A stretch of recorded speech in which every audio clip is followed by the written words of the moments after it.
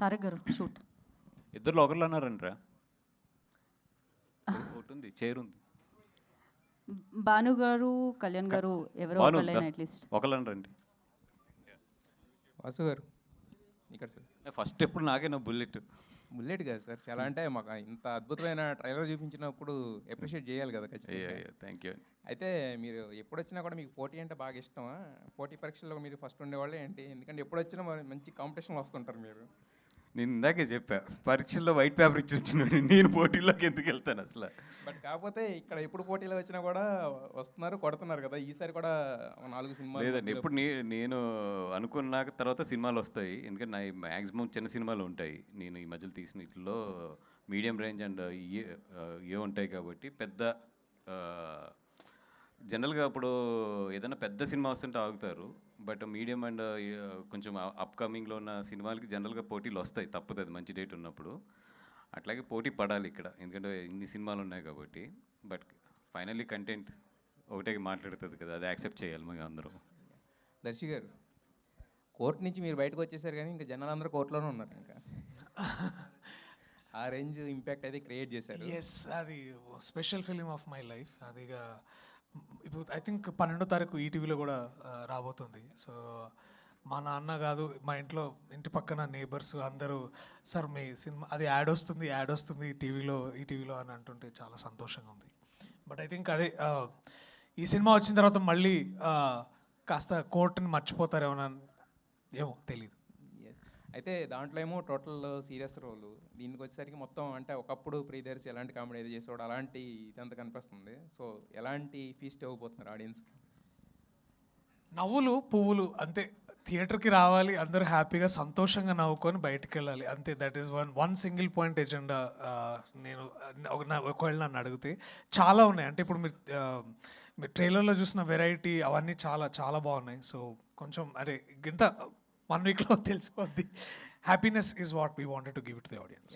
Director గారు sir, అయితే బ్రహ్మానందం గారిని ఈ మధ్యన చాలా సినిమాల్లో చూపిస్తున్నారు కానీ జస్ట్ ఏదో ఒక చిన్న క్యామియోకి పరిమితం చేస్తున్నారు. దీంట్లో కూడా కనిపించారు. ఆయన ఫుల్ లెంగ్త్ ఉంటారా లేకపోతే లేదండి, సాంగ్ వరకు? సాంగ్ జంబర్ గింబర్ లాలా అనే వర్డ్ సార్ నుంచి వచ్చింది కాబట్టి బ్రహ్మానందం గారు ఉంటే బాగుంటుందని చేసుకో.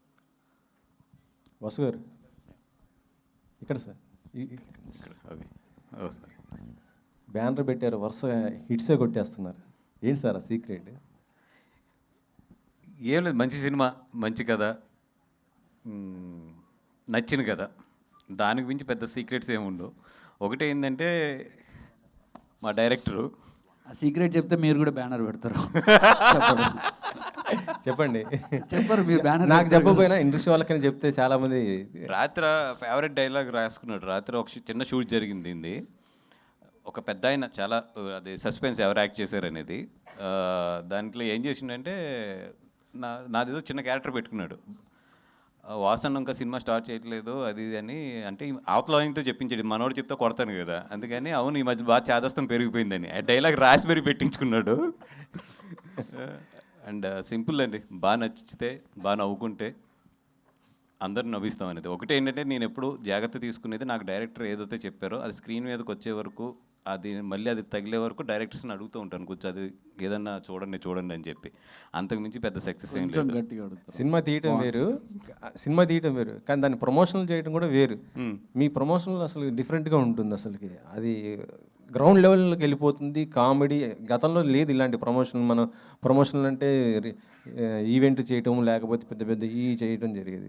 ఇప్పుడు అలా లేదు, మొత్తం సోషల్ మీడియాలో చూసినా మీరు డిఫరెంట్గా పోతున్నారు. ఏంటి అలా? అంటే దానికి థ్యాంక్స్ టు నేను నిజంగా 3 వ్యక్తులు చెప్పాలి. ఒకటి నా partner Vamsi Nandipati, he is very good at publicity ఇది. అండ్ సెకండ్ వచ్చి మా వినీత్, ఇప్పుడు ఈ సినిమా చూస్తున్న తను. అండ్ విష్ణు నాతో పాటు ఎప్పుడు ఉంటాడు తను. అండ్ ఎస్పెషల్లీ ఏంటంటే భాను ఫస్ట్ నుంచి కూడా లాస్ట్ 3 ఫిల్మ్స్ నుంచి కూడా ఎక్కువ పబ్లిసిటీ మీద తను ఫోకస్ చేసుకుంటూ వచ్చాడు. సో ఈ టీం అంతా ఉండడం వల్ల నాకేంటి చాలా ఈజీ అయింది ఈ పబ్లిసిటీ అనేది. అండ్ అంటే ఈరోజు పబ్లిసిటీ ఏంటంటే నిజంగా చాలా కష్టం చెప్పాలంటే చేయడం. But we need a strong team behind దీనికి. ఇప్పుడు ఆ టీం బాగుంది కాబట్టి బాగా వెళ్తున్నాయి కిందకి అంతే. ఈవెంట్ ఇదేనా? ఇంకా నెక్స్ట్ తర్వాత ఈవెంట్ ఏమైనా ఉందా? దానికి గెస్ట్ ఎవరు? ఇది స్టార్ట్ అయింది ఈవెంట్స్ అంతే. నెక్స్ట్ అంటే ప్రీ రిలీజ్ ఈవెంట్ ఎవరిని పిలవబోతున్నారు మీరు? ఒక 2 డేస్లో అనౌన్స్ చేస్తాను. We are thinking 11th pre release event చేద్దామని చెప్పి. ఒక 1 డేలో గెస్ట్ కూడా చెప్పేస్తాం బయటికి.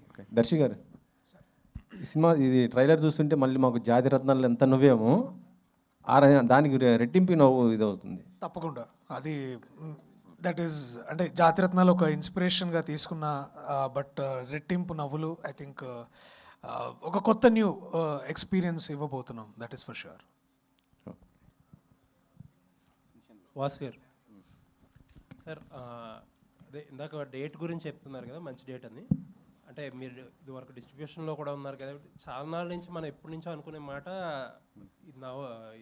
దివాళీ అనేది కొంచెం అన్సీజన్ అంటారు మన దాటి. ఏంటి పైగా 3 సినిమాలు. ఎస్ అండి, అంటే దివాళీ తర్వాత వచ్చే కార్తీక మాసం ఎప్పుడు కూడా తెలుగులో కొంచెం అన్సీజన్గానే ఉంటుంది. బికాజ్ ఆఫ్ జనాలు ఎక్కువ మాలలు అండ్ గుడులు అండ్ ఎక్కువ ట్రావెల్లో ఉంటారు జనరల్లీ నక్షత్రాలకి అని అన్నిటికి. సో పీపుల్ అంతా కూడా apart from the film they will engage with the god and ఇవన్నిటిలోని కూడా. బట్ అందుకే మిడ్ ఆఫ్ ద కార్తీక మాసం వెళ్ళకుండా దివాళీ తర్వాత కార్తీక మాసం స్టార్ట్ అవుతుంది కాబట్టి అందుకే వేస్తే I always prefer before the Karthika మాసం లేదా ఆఫ్టర్ కార్తీక మాసం అనుకుంటాం. దీనికి ఆఫ్టర్ కార్తీక మాసానికి వెళ్తానికి ఛాన్స్ లేదు ఈ సినిమాకి. సో అందుకని కొంచెం బిఫోర్ వద్దామని చెప్పి అంత స్ట్రిక్ట్గా అంత కాంపిటీషన్లో కూడా నిలబడవలసి వస్తుంది. ఇప్పుడు ఏంటిది, ఇది కూడా డిజిటల్ ఆబ్లిగేషన్ అంటారా? యా, అన్ని రకాలు ఉన్నాయండి. ప్రొడ్యూసర్స్ లాక్ అవుతాం కదా కొన్ని డేట్ల దగ్గర. మా ఇప్పుడు అంత ఈజీగా చేంజ్ చేసుకోలేము, మీరు వరకు అంత ఈజీగా డెసిషన్ తీసుకోలేము డేట్ చేంజ్కి. ఓకే, ఆల్ ది బెస్ట్ అండి. థ్యాంక్ యూ అండి. వాసుగా వరుసగా యూత్ని టార్గెట్ పెట్టిన సినిమాలు చేయడం గురించి ఏం చెప్తారు? ఈరోజు థియేటర్కి వాళ్ళే వస్తున్నారు. ఫస్ట్ వాళ్ళు వచ్చి సినిమా చాలా బాగుందని చెప్పి వాళ్ళు ఇన్స్టాగ్రామ్లోని సోషల్ మీడియాలో చేసే రచ్చే నెక్స్ట్ రోజు ఫస్ట్ షో ఈవినింగ్ మాకు ఫుల్ చేస్తున్నాయి. సో అందుకని ఎక్కువ ఏంటంటే యూత్ని ఫస్ట్ తీసుకురావడానికి పబ్లిసిటీ కానీ ఇదంతా కూడా ఎక్కువ కాన్సన్ట్రేటెడ్ వాళ్ళ మీద పెడుతున్నాము. వాళ్ళు వచ్చి బాగుందని వాళ్ళు సోషల్ మీడియాలో అల్లరి చేస్తేనే మాకు సాటర్డే సండే జనాలు వస్తున్నారు. ఇరువరకులాగా ఓకే వచ్చిందంటే వెళ్దామన్న అన్నట్టు లేదు. ఇప్పుడు బన్నీ వాసు బ్యానర్ పెట్టాకి ప్రత్యేకమైన రీజన్ ఏదైనా ఉందా? మీరు నెక్స్ట్ సినిమా మీరు సోలోగా మీ బ్యానర్లో చేయబోతున్నారా? ఇంటికి వచ్చి చెప్తాది నీకు. ప్రియదర్శి, ఈ మధ్యన వరుసగా మీ సినిమాలు చూసుకుంటే కనుక సెన్సిబుల్ మూవీస్ ఎక్కువ చేస్తూ వస్తున్నారు. బలం కానీ 35 చిన్న కథ కాదు కానీ మన కోర్టు కానీ. సో ఇది చూస్తే ఫుల్ ఎంటర్టైన్మెంట్. కానీ అలా ఈ మిత్రమండలిలో కూడా ఏదైనా పాయింట్ ఉంటుందా ఎండింగ్లో? అంటే మీరు ఏదైనా మెసేజ్ అట్లా అంటున్నారా? డెఫినెట్లీ దీంట్లో ఒక సెటైర్ ఉంది, అంటే ఒక చిన్న వ్యంగ్యం, అంటే మనం చుట్టుపక్కల జరుగుతున్న చాలా విషయాల మీద ఒక చిన్న సెటైర్ లాగా ఉంటుంది. బట్ అది అసలు అది ఇంటెంటేగా పెట్టుకొని తీసింది అయితే కాదు. మోస్ట్ ఇంపార్టెంట్లీ ఏంటంటే 4 ఫ్రెండ్స్ 5 ఫ్రెండ్స్ యాక్చువల్లీ కూర్చున్నప్పుడు, అంటే ఎవరైనా సరే ఇప్పుడు కూడా మీ వయసులో ఏ వయసులో అయినా సరే అందరు కూర్చొని మాట్లాడుకున్నప్పుడు ఎన్నో విషయాలు గుర్తెచ్చుకొని అవుతాం చూడండి. అదే మీకు ఇక్కడ కూడా తెలిసేది అదే అనిపిస్తుంది నాకు. సో అండ్ బడ్డీ కామెడీస్ ఎవర్ గ్రీన్గా తెలుగు సినిమాల్లో ఎప్పటి నుంచో బాగా ఆడుతున్నాయి, బాగా నడుస్తున్నాయి. దానికి అదొక కమర్షియల్ క్రాప్ అనుకోవచ్చు సినిమాల్లోకి అంటే. సో అంటే laughter, happiness and then all fun, good jokes, sensible jokes. So బాగుంటుంది. ఈ కథ విన్నప్పుడు జాతిరత్నాలు ఇన్స్పిరేషన్ అనుకోవాలా లేకపోతే ఇన్ఫ్లుయెన్స్ ఉంటుందని మీకు ఏమైనా అనిపించిందా? లేదా ట్రైలర్ చూసినప్పుడు అయితే నేను ఇంకా అంటే ఇప్పుడు సినిమా రిలీజ్ అవడానికి 1 వీక్ ఉన్నా కానీ నేను ఇప్పుడు ప్రగాఢంగా గట్టిగా బల్లగుద్ది ఏం చెప్తానంటే, జాతిరత్నాలు ఒక ఇండివిజువల్లీ ఒక slowly it is achieving cult status. అది ఒక individual it's a great film. ఈ సినిమా మీరు పూర్తిగా చూసిన తర్వాత డెఫినెట్లీ దీనికి మీరు కంపారిజన్ చేయకపోవచ్చు అని నేను అనుకుంటున్నాను. ఎందుకంటే దీంట్లో కూడా ఒక ఎంటైర్లీ డిఫరెంట్ కథ ఉంది.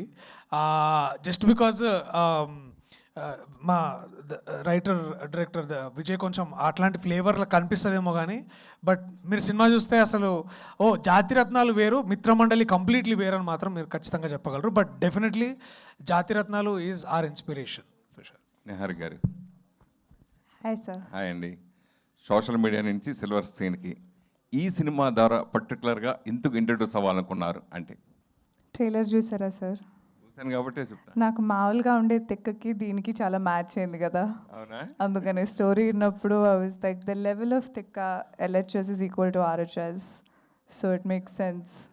రియల్గా రియల్గా సార్ ఉందా? ఏంటి తిక్క? ఇక సినిమాలో నాన్ చాక్తో కొడుతుంది, బయట అయితే మాటలతో కొడుతుంది, అంతే తేడా. Thank you sir.